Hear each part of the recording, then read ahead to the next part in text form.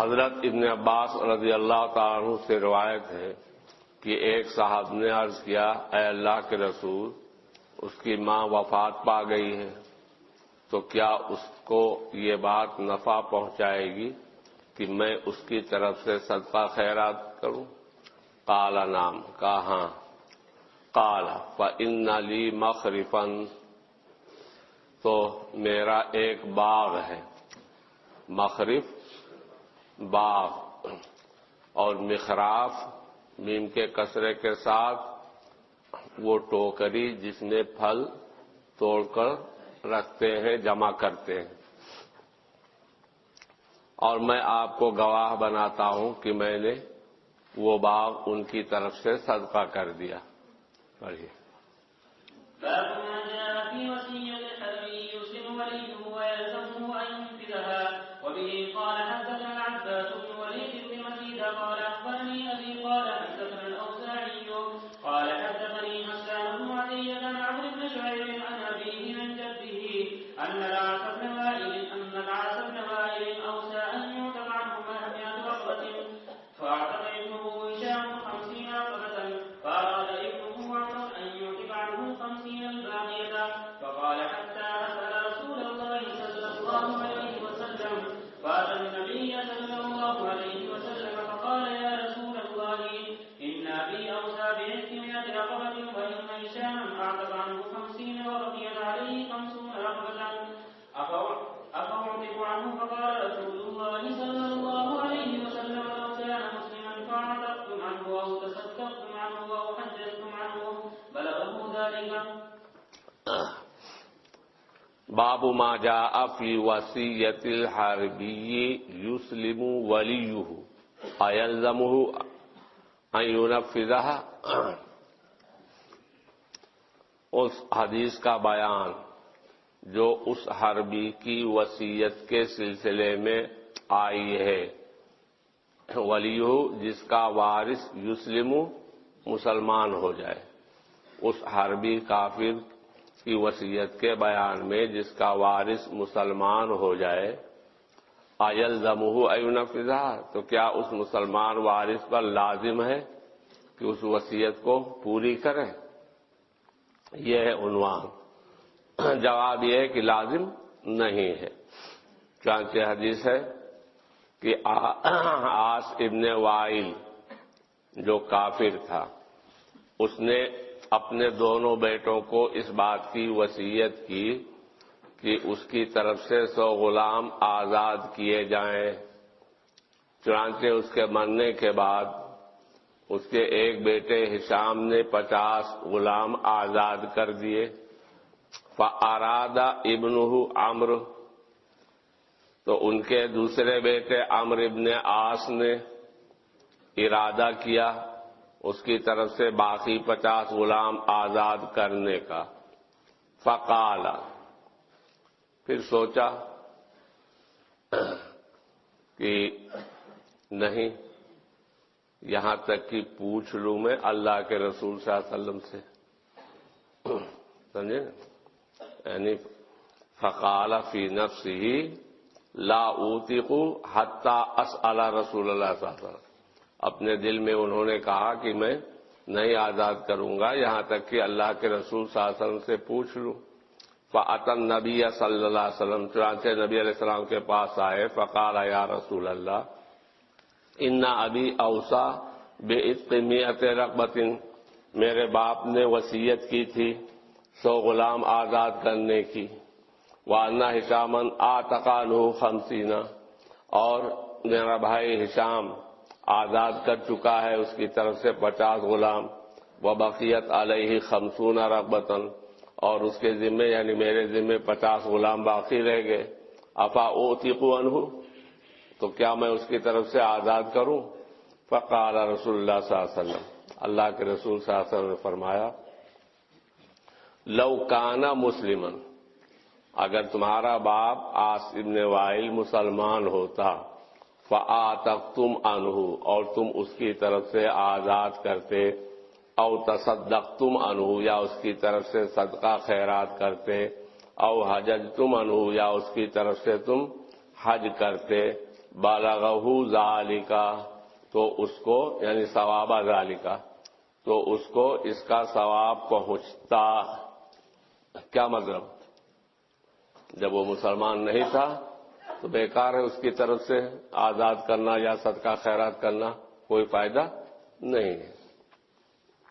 چلیے باب ما جاء في الرجل يموت عليه دين وله وفاء تنظر غرماؤه وينفق بالوارث. وبه قال حدثنا محمد بن العلاء أن شعيب بن إسحاق حدثهم عن هشام بن عروة عن وهب بن كيسان عن جابر بن عبد الله أنه أخبره أن أباه توفي وترك عليه 30 وسقا لرجل من اليهود فاستنذره جابر صعبا فكلم جابر رسول الله صلى الله عليه وسلم أن يشفع له إليه فجاء رسول الله صلى الله عليه وسلم فكلم اليهودي ليأخذ ثمن نخله بالذي له عليه فأبى وكلمه رسول الله صلى الله عليه وسلم أن ينذره فأبى. وساق الحديث آخر كتاب الوصايا.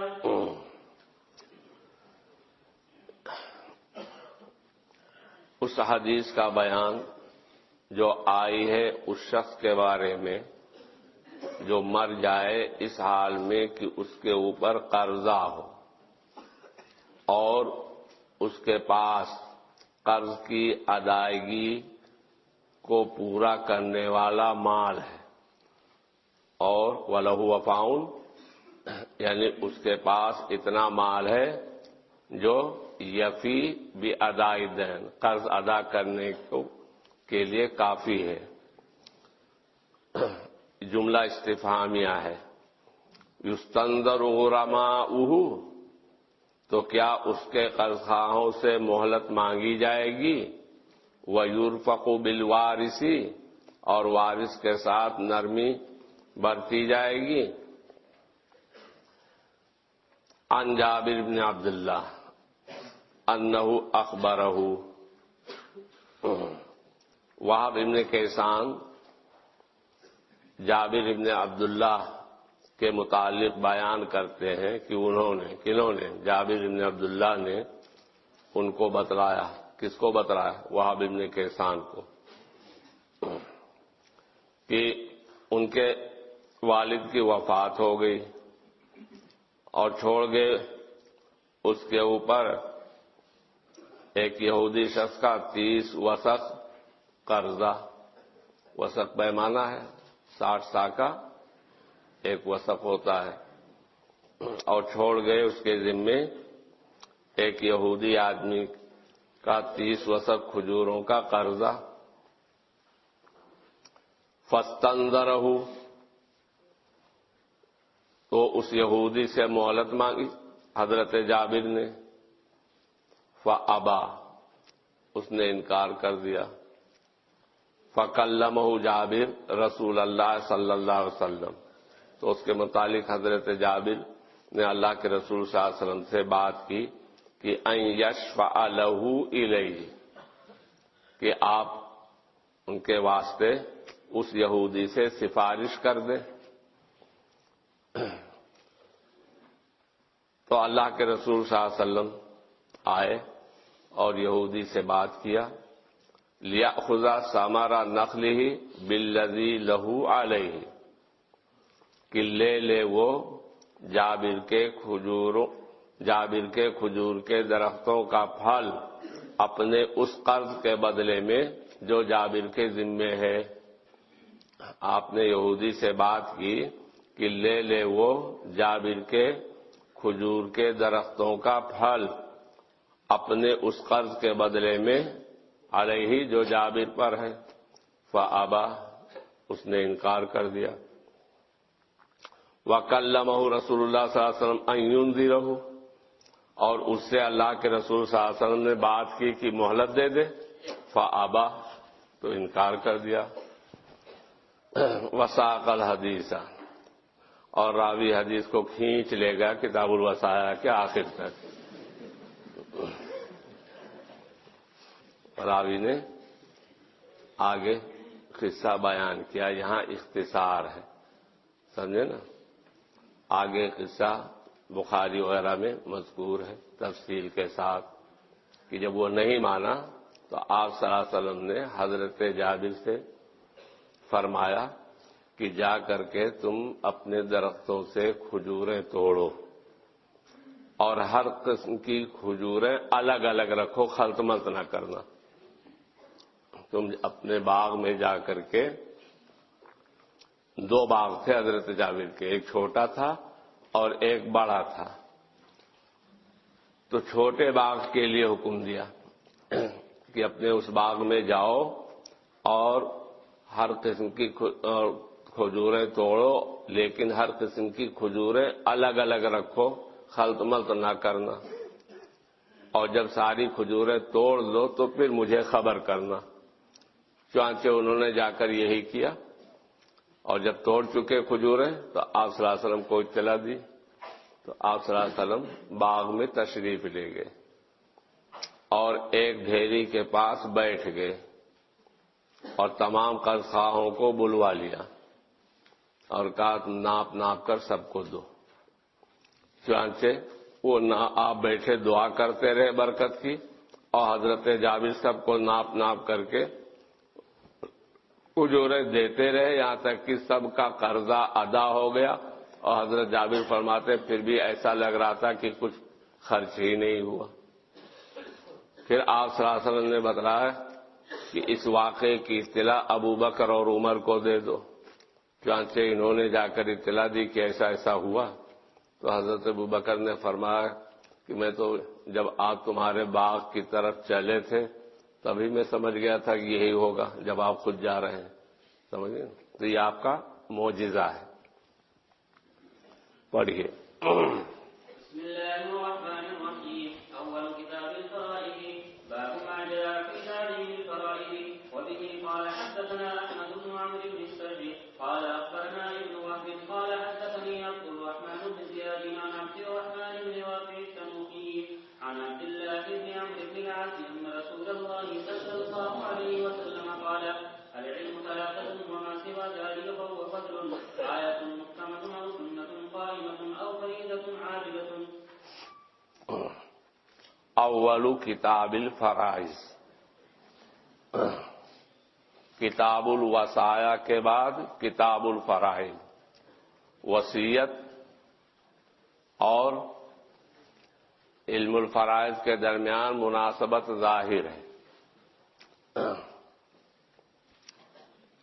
اس لیے کہ علم الفرائض سے میت کا ترکہ وارثوں کے درمیان تقسیم کرنے کی قدرت حاصل ہوتی ہے، تو وصیت کا اور اسی طریقے سے میراث دونوں کا تعلق ما بعد الموت سے ہے۔ ارے وارثوں کے درمیان میت کی زندگی میں تقسیم کیا جاتا ہے، مرنے کے بعد نا، اور وصیت بھی نافذ کی جاتی ہے اس کے مرنے کے بعد۔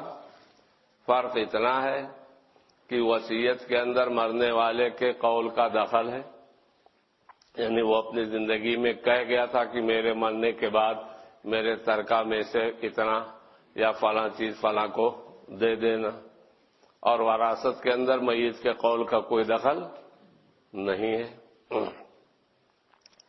تو یہ دونوں میں مناسبت ہے۔ حدیث پڑھی گئی کہ اللہ کے رسول صلی اللہ علیہ وسلم نے فرمایا العلم ثلاثۃ، علم دین اصل تین چیزیں ہیں۔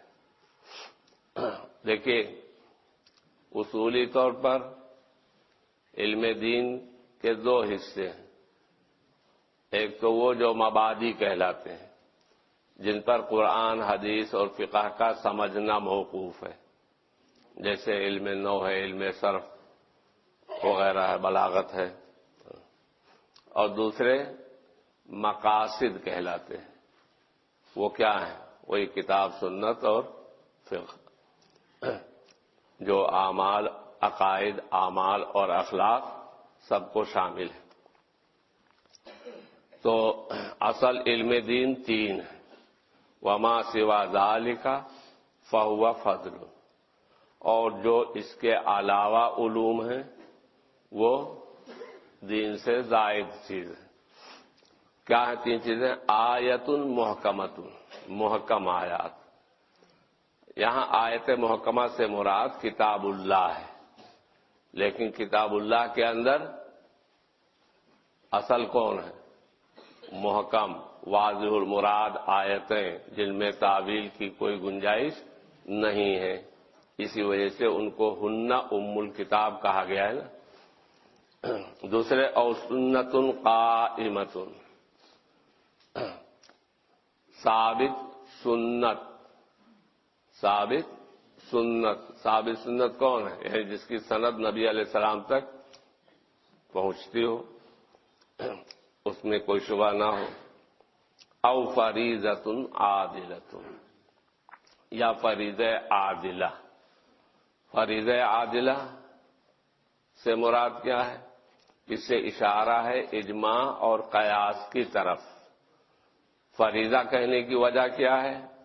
فریضہ کہنے کی وجہ یہ ہے کہ جس طریقے سے کتاب اور سنت کو تسلیم کرنا اور اس پر عمل کرنا فرض اور واجب ہے، اجماع اور قیاس سے جو بات ثابت ہو اس کو بھی تسلیم کرنا اور اس پر عمل کرنا فرض اور واجب ہے۔ اس اعتبار سے فریضہ کہا گیا۔ چنانچہ آگے اس کی تاکید کی گئی، عادلۃ بمعنی عدیلۃ، جو کتاب اور سنت کے مثل اور عدیل ہیں۔ تو مثل اور عدیل کس چیز میں ہے؟ واجب التسلیم ہونے میں اور واجب التعمیل ہونے میں۔ واجب التسلیم ہونے میں اور واجب التعمیل ہونے میں کتاب اور سنت کا مثل اور اس کا عدیل ہے۔ پڑھیے۔ باب في الدلالة. وفيه قال حدثنا أحمد بن محمد قال حدثنا سفيان قال سمعت ابن المنذر أنه سمع جابرا رضي الله تعالى عنه يقول مرضت فأتاني النبي صلى الله عليه وسلم يعودني هو وأبو بكر ماشيين وقد أغمي علي فلم أكلمه فتوضأ وسبه علي فقلت يا رسول الله كيف أصنع في مالي ولي أخوات؟ قال فنزلت آية الميراث يستفتون قل الله يفتيكم في الكلالة۔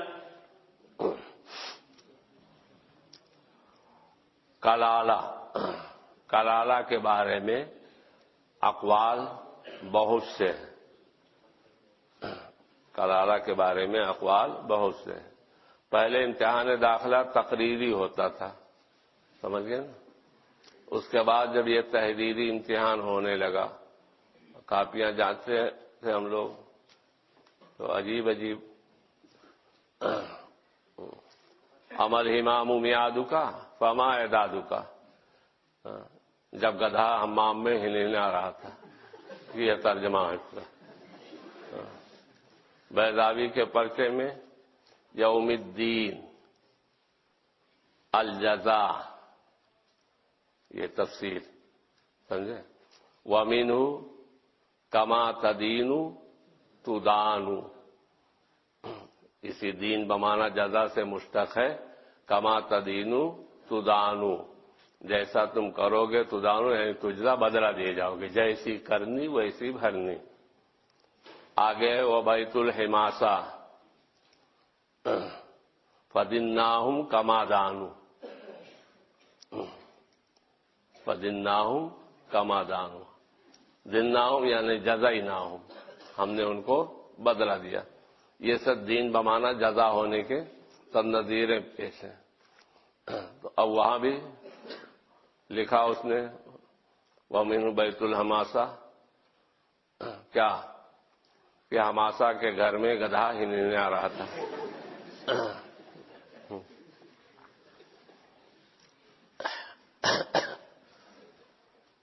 تو ترجمہ قرآن کا پرچہ تھا، اس میں یہی یستفتونک قل اللہ یفتیکم فی الکلالہ، تو پوچھا تھا کلالہ کسے کہتے ہیں، تعریف پوچھی گئی تھی۔ تو ایک نے تو یہ لکھا تھا کہ کلال ایک برادری ہے جو سہارنپور کے آس پاس رہتی ہے۔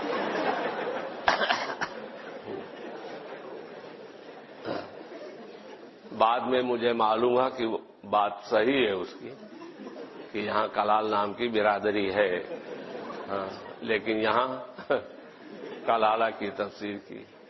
اور ایک نے تھا کہ کلالہ ایک صحابی کا نام تھا جن کی رسول اللہ صلی اللہ علیہ وسلم نے دوسری شادی کرا دی تھی۔ یہ وہی ذہن ہے کہ کچھ لکھنا چاہیے، کاپی بھر کے آنا چاہیے۔ یہ تو کلالہ کی تعریف میں تو بہت سے اقوال ہیں، ان دونوں اقوال کا بھی اضافہ کر لیجئے جو بھی میں نے نقل کیا ہے، لیکن راجح اور مشہور اور زیادہ قابل اعتماد قول یہ ہے میت لا ولد لہ ولا والدہ۔ کلالہ اس میت کو کہتے ہیں جس کی نہ کوئی اولاد ہو اور نہ اس کے والد یعنی باپ دادا ہو، سمجھے؟ یہ ہے کلالہ کی تعریف۔ تو حضرت جابر فرماتے ہیں کہ مریض تو میں بیمار پڑا تو فاتانی النبی صلی اللہ علیہ وسلم یعودنی ہوا و ابو بکر ماشیین، تو نبی علیہ السلام اور حضرت ابو بکر یہ دونوں میرے پاس آئے میری عیادت کرنے کے لیے، ماشیین پیدل چل کر، وقد اغمیہ علیہ درا حالے کی مجھ پر بے ہوشی طاری تھی، فلم اکلمہ میں آپ سے کوئی بات نہیں کر سکا، فتوضأ آپ نے وضو فرمایا، وصبہ علیہ اور وضو کا پانی میرے اوپر ڈالا، فافقت تو میں ہوش میں آ گیا، فقلت یا رسول اللہ میں نے عرض کیا اے اللہ کے رسول، کیف اصنع فی مالی ولی اخوات، میں اپنے مال کا کیا کروں، درا حالے کی میری بہنیں ہیں، اولاد تو کوئی ہے ہی نہیں، نہ ماں باپ ہیں، میری بہنیں ہیں۔ قال فرماتے ہیں فنزلت آیت المیراث، تو آیت میراث نازل ہوئی، یستفتونک قل اللہ یفتیکم فی الکلالہ۔ اب آگے دیکھیے سورہ نساء کے شروع میں یوصیکم اللہ فی اولادکم للذکر مثل حظ الانثیین فإن کانتا کیا ہے فوق اثنتین فلہن ثلثا ما ترک وإن کانت واحدۃ فلہا النصف۔ پھر اس کے بعد اور ماں اور باپ وغیرہ کے سب حصے جو ہے بیان کیے گئے ہیں۔ یہ ہے آیت نمبر 11، اور اس کے بعد ہے ان کان رجل یورث کلالۃ او امرأۃ ولہ اخ او اخت فلکل واحد منہما السدس وان کانوا اکثر من ذلک فہم شرکاء فی الثلث۔ صحیح عربی بنائی؟ اچھا، سمجھے نہیں؟ اگر کوئی مرد یا عورت کلالہ ہو یعنی اس کے نہ اولاد ہو نہ والد ہو، اور اس کے ایک اخیافی بھائی یا بہن، تو دونوں میں سے جو بھی ہو اس کے لیے سدس ہے، اور اگر وہ اس سے زیادہ ہوں چاہے سب بھائی ہوں یا سب بہن ہوں، مراد اخیافی ہے، فہم شرکاء فی الثلث۔ آپ نے اخیافی بھائی بہن کا یہی حال پڑھا ہے کیا؟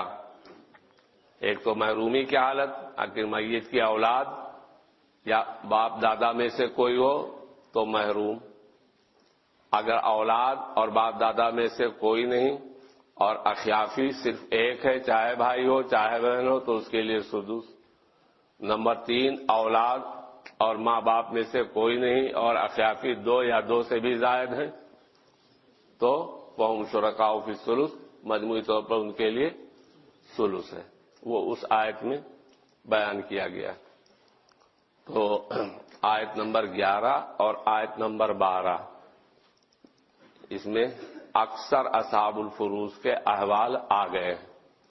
پھر سورت کی بالکل آخری آیت ہے آیت نمبر 176 یستفتونک قل اللہ یفتیکم فی الکلالہ، سمجھے؟ وہاں سے شروع ہوتا ہے. پڑھیے.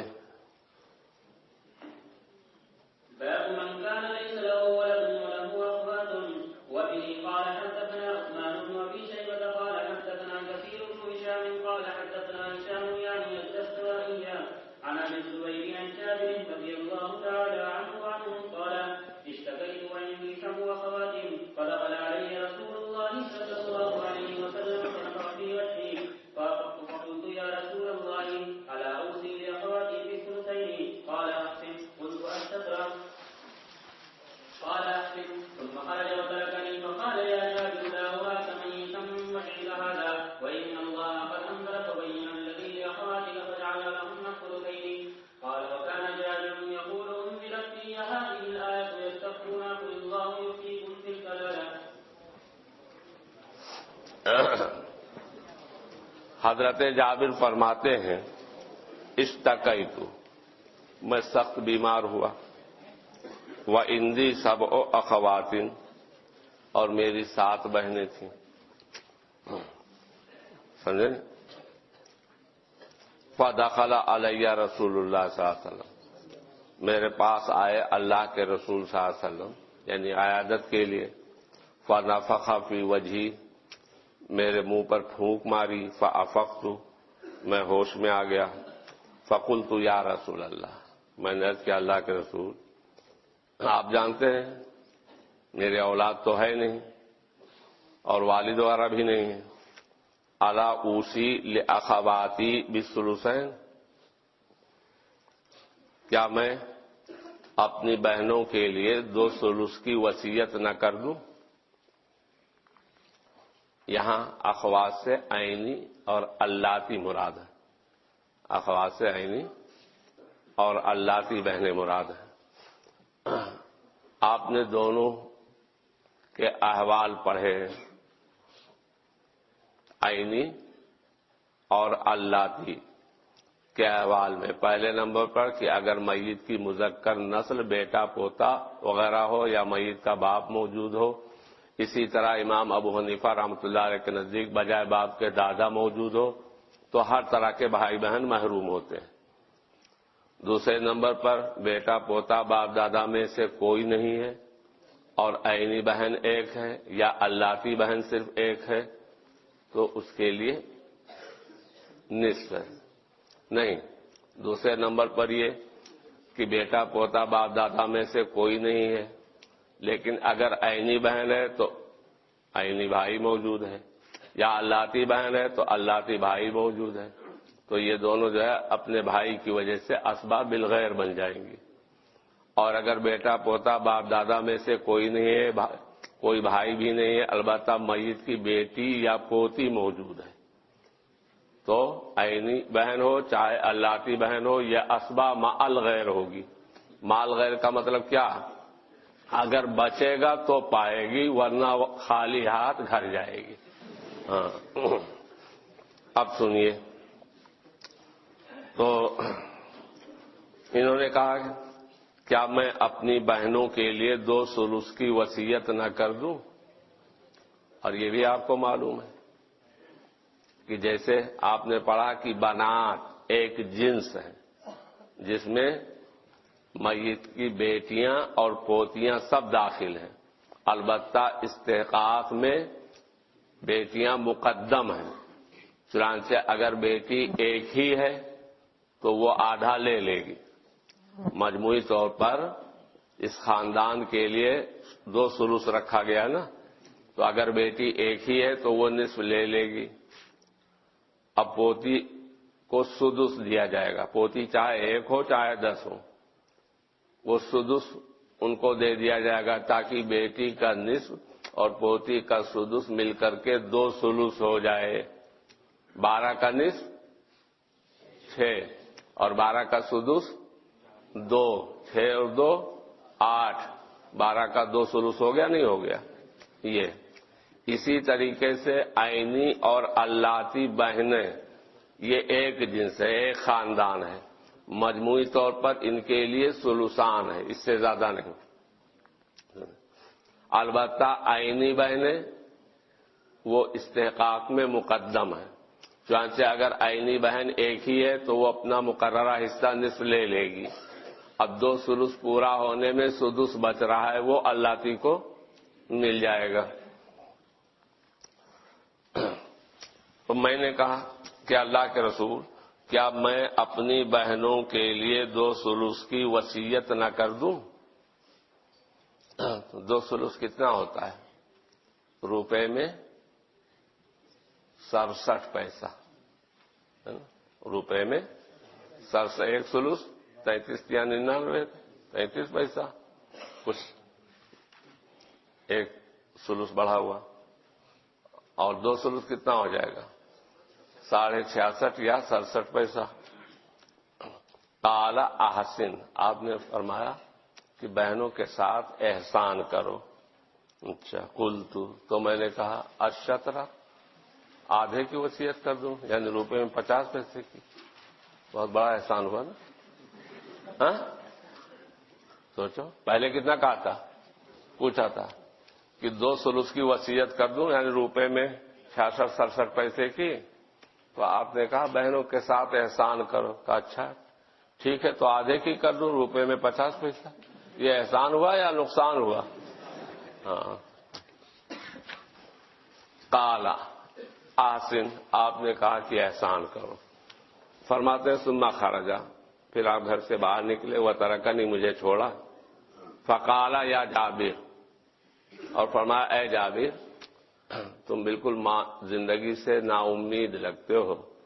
لا اراک میتا من وجعک ھذا، میں نہیں سمجھتا کہ تم اپنی اس بیماری کی وجہ سے مرو گے، ابھی تو تم زندہ رہو گے انشاءاللہ۔ چانچہ آپ کی دعا قبول ہوئی، اور آپ کے بعد کافی دنوں تک جو ہے زندہ رہے، 94 سال کی عمر پائی۔ میں نہیں سمجھتا تمہیں مرنے والا اپنی اس بیماری سے۔ وَإِنَّ اللَّهَ قَدْ أَنزَلَ، اور اللہ تعالیٰ نے، تم جو پوچھ رہے تھے نا اس کے بارے میں اللہ تعالیٰ نے نازل فرما دیا۔ فَبَيَّنَ الَّذِي لِأَخَوَاتِكَ، اور اللہ نے بیان کر دیا وہ حصہ جو تمہارے بہنوں کا ہے۔ فَجَعَلَ لَهُنَّ الثُّلُثَيْنِ، اور ان کے لیے 2 ثلث قرار دیا ہے۔ قال، راوی کہتے ہیں وَكَانَ جابر یقول، جابر کہتے تھے انزلت فی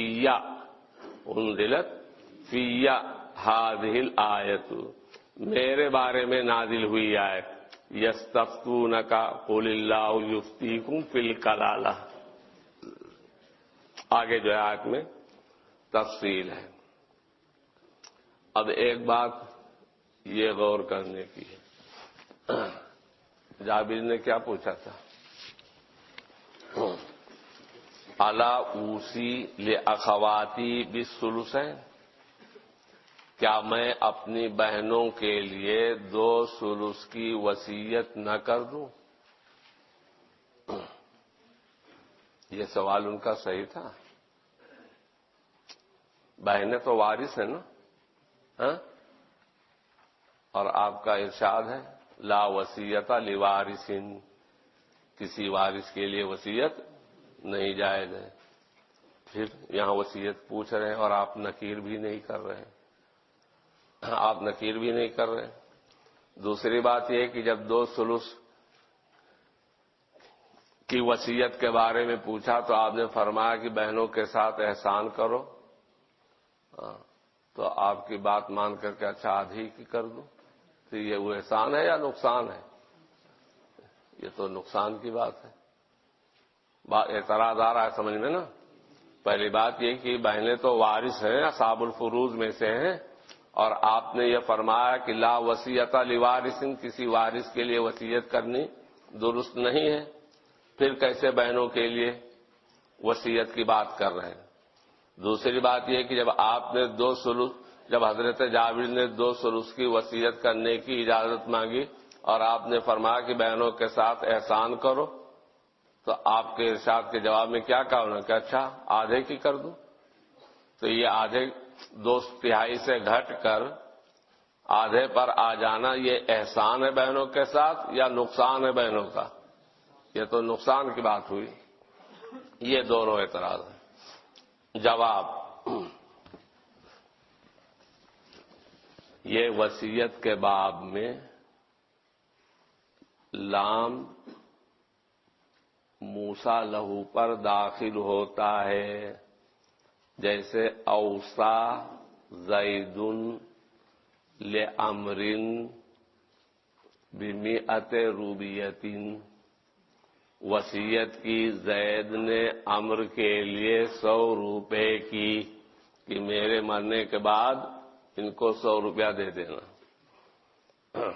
تو جس چیز کی وصیت کی گئی اس پر تو با داخل ہے بمئۃ روبیۃ، اور جس شخص کے لیے وصیت کی گئی ہے اس پر لام داخل ہوتا ہے.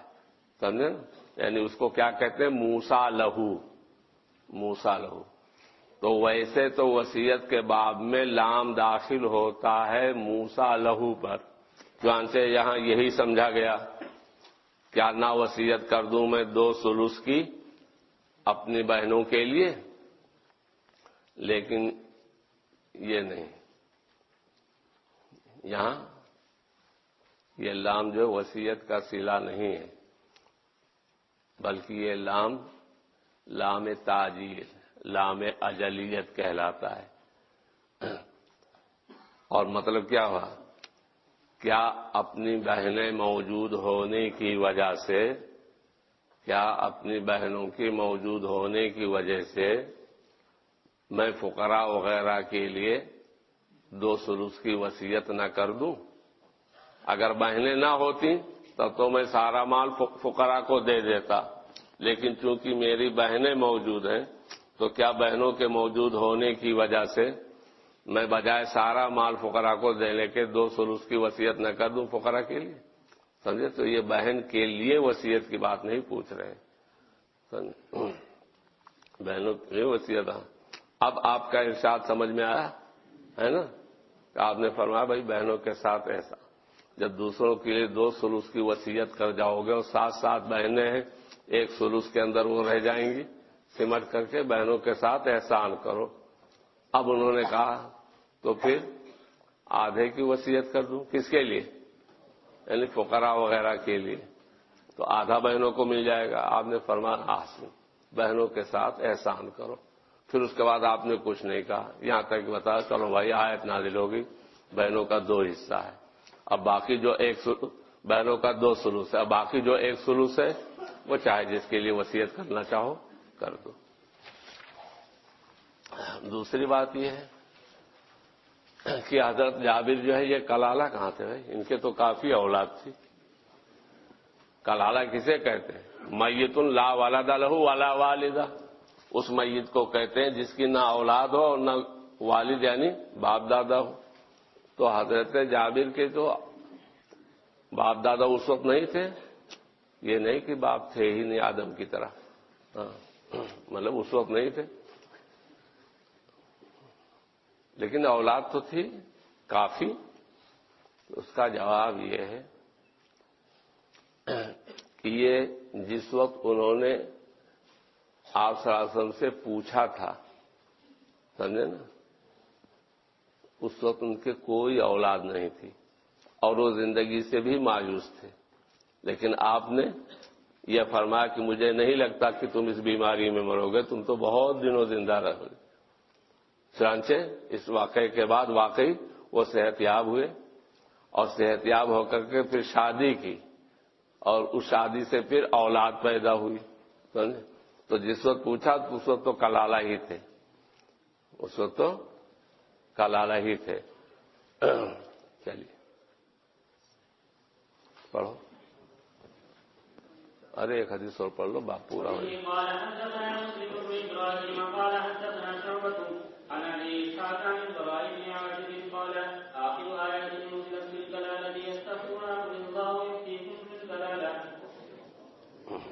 وبه قال حدثنا منصور بن ابي مزاحم قال حدثنا ابو بكر عن ابي اسحاق عن البراء بن عازب قال جاء رجل الى النبي صلى الله عليه وسلم فقال يا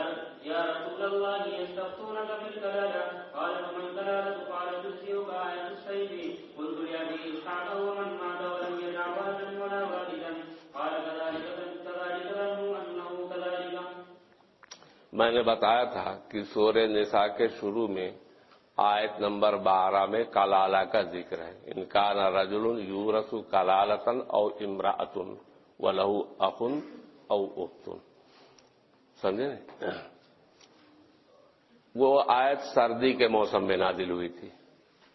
یہ آیت نمبر 12 سورہ نساء کی آیت نمبر 12 سردی کے موسم میں نازل ہوئی تھی. اس وجہ سے اس کو آیت الشتا کہتے ہیں. کیا کہتے ہیں؟ آیت الشتا. اور کلالہ ہی سے متعلق سورہ نساء کی آخری آیت نمبر 176 یستفتونک قل اللہ یفتیکم فی الکلالہ، یہ گرمی کے موسم میں نازل ہوئی تھی. اس کو کہتے ہیں آیت الصیف.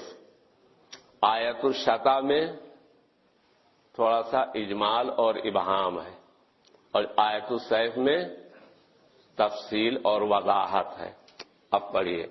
حضرت براء ابن عازب کہتے ہیں کہ ایک صاحب نبی علیہ السلام کے پاس آئے اور پوچھا، اللہ کے رسول یستفتونک فی الکلالہ قال، ان صاحب نے پوچھا فمل کلالہ، تو کلالہ کا کیا حکم ہے؟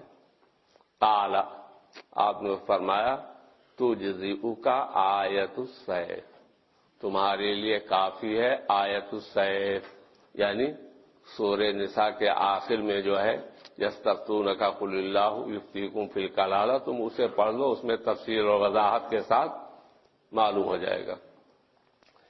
قلت، یہ